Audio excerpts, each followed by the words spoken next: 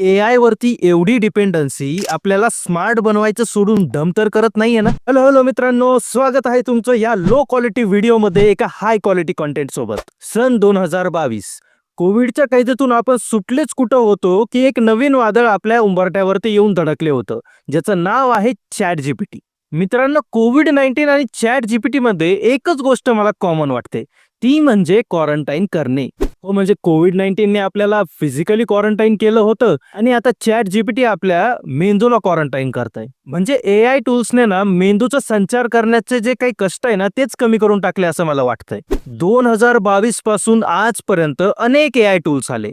सकाळी उठल्यापासून संध्याकाळी झोपेपर्यंत आपण अनेक एआय टूल्स कळत न कळत यूज करत असतो. म्हणजे ईमेल लिहायचे चॅट जीपीटी वापरा, इमेज जनरेट करायची नॅनो बनाना वापरा, आणि रिसर्च करायची तर परप्लेक्सिटी किंवा नोटबुक एलएम सारखे एआय टूल्स आहेतच. Video generation, audio generation, creative writing, जवळपास सगळंच आपण आता ह्या एआय टूलचा वापर करून करू शकतो. म्हणजे जणू काही आपण आपल्या मेंदूला सुट्टीवरतीच पाठवलं आहे. ही सगळी आखलीची कामे या एआय कडून आउटसोर्स करून घेतो. पण प्रश्न हा आहे की एआय वरती एवढी डिपेंडन्सी आपल्याला स्मार्ट बनवायचं सोडून डम तर करत नाहीये ना. हे बघा, मेंदू अल्टिमेटली एक मसलच आहे. जसं शरीरातल्या इतर मसलला सुदृढ राहण्यासाठी आपल्याला व्यायाम करावा लागतो, तसं मेंदूच्या मसलला चांगलं आणि सुदृढ राहण्यासाठी आपल्याला काम करावं लागतं. ते काम म्हणजे क्रिएटिव्ह काम. एखाद्या गोष्टीवरती विचार करणे, चिंतन मनन करणे, एखादं क्रिएटिव्ह काम करणे किंवा लर्निंग करणे, ह्या सगळ्या गोष्टी ज्यावेळेस आपण सातत्याने करत असतो त्यावेळेस आपला मेंदू हा डेव्हलप होत असतो. म्हणजेच मेंदूला प्रमाणात दिलेला ताण हा मेंदूला स्मार्ट करत असतो. आपण मेंदूमध्ये नवनवीन इन्फॉर्मेशन फीड करत राहिलो की ते साठवलेल्या इन्फॉर्मेशनचं परम्युटेशन कॉम्बिनेशन करून मेंदू आपल्याला एक नवनवीन आयडिया देत असतो. त्या ओरिजिनली आपल्या मेंदूतून तयार झालेल्या असतात. पण आज आपण काय करतोय? आपण ते सगळे काम ज्यामध्ये डोकं लावायची गरज आहे ते एआय कडून करून घेतोय. म्हणजे एक्झाम्पल साठी बघा, शाळेतल्या मुलांना टीचर्स लोक होमवर्क का देत असतील बरं? आता तुम्ही म्हणाल, हा काय प्रश्न आहे? ऑब्व्हियसली त्यांचा सराव झाला पाहिजे, त्यांना शिकवलेलं लक्षात राहिलं पाहिजे, त्यांच्यामधली सर्जनशीलता वाढली पाहिजे, किंवा असं म्हणा की त्यांच्यातली अॅनालिटिकल थिंकिंग वाढली पाहिजे. जवळपास एवढे सगळे रिझल्ट्स असतात त्या होमवर्क मागे. पण आज काय होतंय? प्रोजेक्ट दिला, जा चॅट जीपीटीला. पीपीटी दिली, जा गामा एआयला.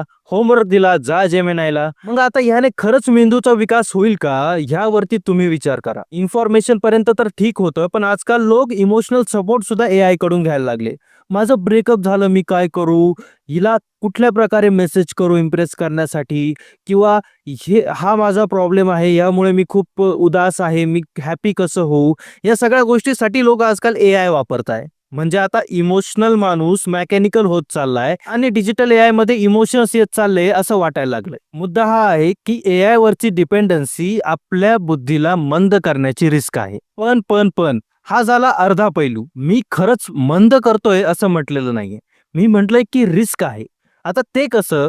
ते डिपेंड करतं की तुम्ही एआयचा वापर कसा करता. कारण एआय कडून काम करून घेणं काय खाऊ नाहीये. एआय कडून जर पाहिजे तसा रिझल्ट हवा असेल, मनासारखं काम करून घ्यायचं असेल, तर त्याला तशी व्यवस्थित प्रॉम्प्ट द्यावी लागते. आणि जर इकडे तुम्ही दिलेली प्रॉम्प्ट चुकवली की तिकडे एआयने तुमची असाइनमेंट हुकवली समजायची. सो प्रॉम्प्ट देण्यासाठी बुद्धीला चांगलीच कसरत करावी लागते. आणि एआय कडून जर पाहिजे तसं आउटपुट तुम्हाला काढून घ्यायचं असेल तर तुम्हाला प्रॉम्प्ट द्यावी लागेल आणि त्यासाठी तुम्हाला तिथे डोकं लावायला लागेल. आणि जर ह्या वेळी विचार केला तर ऍक्च्युअल मध्ये तुम्ही त्या एआय टूल्स कडून काम करून घेण्याचं काम करत आहात. म्हणजे जेव्हा तुम्ही क्रिएटिव्हली काम केलं त्याच वेळेस तो तुमच्यासाठी तेवढं क्रिएटिव्ह काम करणार आहे. मग आता याला डमनेस म्हणायचं का? म्हणजे बघा, आता एक बाजूने वाटतंय की एआयचा वापर करून आपण मंद होत चाललोय, आणि दुसऱ्या बाजूला हेही वाटतंय की नाही, आपण एआयचा वापर करून खूप जास्त क्रिएटिव्हली त्याला काम सांगत आहोत आणि तेवढं क्रिएटिव्ह आउटपुट आपल्याला मिळत आहे की नाही कन्फ्युजन? पण घाबरू नका, या कन्फ्युजनचं उत्तर माझ्याकडे आहे. तर माझ्या मते एआय मुळे ना कुणी डम होतंय ना कुणी स्मार्ट होतंय. उलट डम माणूस आणखी डम होतोय आणि स्मार्ट माणूस आणखी स्मार्ट होतोय. आता तुम्ही म्हणाल, हे कसं? हे बघा, क्वेश्चन विचारून लागलीच आन्सर मिळत असतील तर व्हाय नॉट? एखाद्या क्युरियस माणसाला आणखी काय हवंय? म्हणजे त्याला ब्रेनस्टॉर्म करण्यासाठी, त्याला हवी ती उत्तरं मिळवण्यासाठी, ॲनालिसिस करण्यासाठी एक साथीदार मिळतोय. मग एआय त्याच्यासाठी वरदान नाही का? म्हणजे बघा, जसं त्याच्या क्युरिओसिटीच्या गाठी सुटत जातील तसा तसा तो आणखी स्मार्ट होत जाईल आणि पुढे जाऊन तो आणखी क्रिएटिव्ह काहीतरी करायला सुरुवात करेल. म्हणजे एका क्युरियस माणसासाठी, एका बुद्धिमान माणसासाठी एआय टूल एक प्रोडक्टिव्हिटी टूल आहे असं आपल्याला म्हणायला हरकत नाही, जे की त्याची बुद्धिमत्ता आणखी वाढवत चाललंय. आणि ह्या उलट येतात आळशी लोक. आता ज्यांना कोणत्याच गोष्टीमध्ये इंटरेस्ट नाही किंवा ज्ञान मिळवणे त्यांचा पिंडच नाही, अशा माणसाला जर एआय टूल्स दिले तर तो कायच उपयोग करणार त्या गोष्टीचा. तो फक्त जे काम करायची त्याची इच्छा नाही असे काम त्या एआय मार्फत होतंय का हे बघेल, आणि जर होत असेल तर फटाफट 2 मिनिटात ते काम करून मोकळा होईल. म्हणजे एआय नसेल तर ज्या गोष्टी त्याला नाईलाजाने करायला लागणार होत्या त्या गोष्टी तो आता काही क्षणात करून मोकळा होईल. म्हणजे ते काम करण्याचा त्याचा नाईलाज त्याची डमनेस कमी करणार होता, तिथं त्याची बुद्धी अजून मंदावली की. शेवटी एकच सांगतो की एआय ही एक तलवार आहे, जी कोणाच्या हातामध्ये आहे हे मॅटर करतं. जर ती एखाद्या आळशी माणसाच्या हातात असेल ना तर ती त्याला आणखी आळशी करून टाकेल, पण जर ती एखाद्या प्रोडक्टिव्ह माणसाच्या हातात असेल तर ती त्याला नक्कीच जास्त प्रोडक्टिव्ह करेल. आणि आता सबस्क्राईब करा चॅनलला, कारण की एआयचा वापर करून सगळं जरी ऑटोमेट होणार असेल तरी विचार आपल्याला मॅन्युअलच ठेवायचे आहे.